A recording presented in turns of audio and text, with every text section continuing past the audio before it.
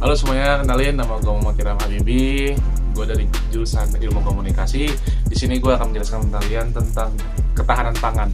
Nah, mungkin banyak dari kalian ngira ketahanan pangan itu tuh kayak cuma ngebahas tentang ketersediaan pangan dan juga pemanfaatannya.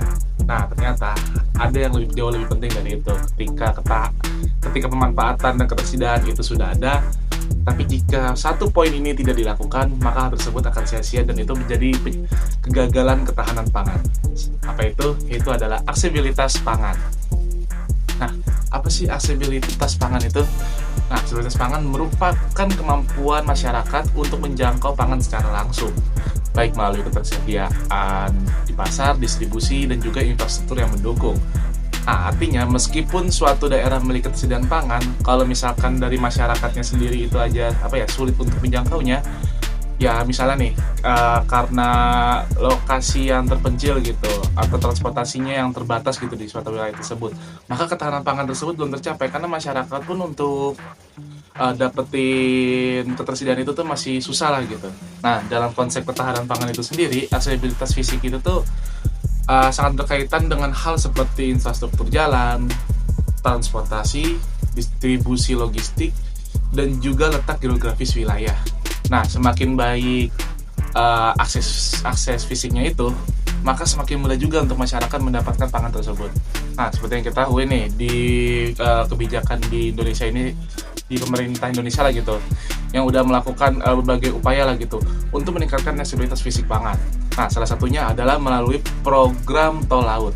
Nah, seperti yang kita tahu ini, program Tol Laut ini kan bertujuan untuk memperlancar distribusi pangan ke daerah-daerah. Nah, khususnya juga daerah-daerah terpencil, seperti di wilayah Indonesia Timur. Nah, selain itu juga pemerintah juga ikut mengembangkan seperti pembangunan infrastruktur jalan dan jembatan. Di situ ada program distribusi pangan oleh Bulog gitu nggak salah ya. Terus sama juga penguatan sistem linguistik nasional.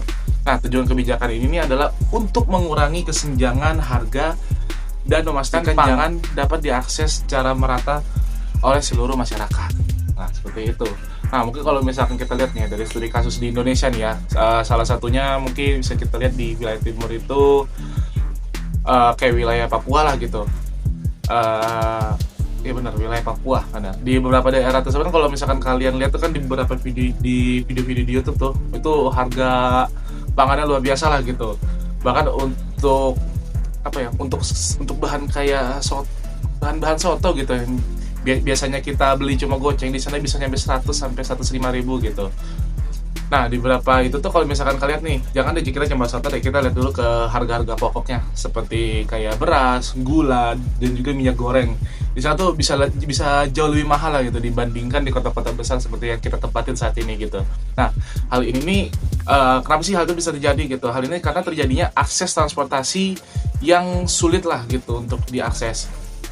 Nah, namun setelah adanya program laut ini yang tadi gue bilang, nah terjadilah penurunan harga pangan di beberapa wilayah. Cuman Papua masih mahal sampai sekarang, Pak. Nah, jadi penurunan harga di beberapa wilayah ini karena adanya distribusi, akhirnya distribusi itu menjadi lebih besar. Nah, meski begitu tantangannya masih tetap ada lah gitu. Seperti infrastruktur yang belum merata, kondisi geografis yang masih bisa dibilang sangat ekstrim lah. Di situ adanya keterbatasan transportasi lokal. Jadi walaupun dari tol lautnya itu cepat, di sananya masih agak susah. Jadi sama aja, percuma. Program tol laut emang bagus, tapi akses untuk lokalnya masih susah. Nah, dari pembahasan tersebut dapat disimpulkan bahwa aksesibilitas pangan merupakan faktor penting dalam memastikan masyarakat untuk memperoleh pangan dengan mudah. Nah, tidak hanya ketersediaannya aja yang penting, tetapi juga bagaimana pangan tersebut bisa sampai ada di tangan masyarakat.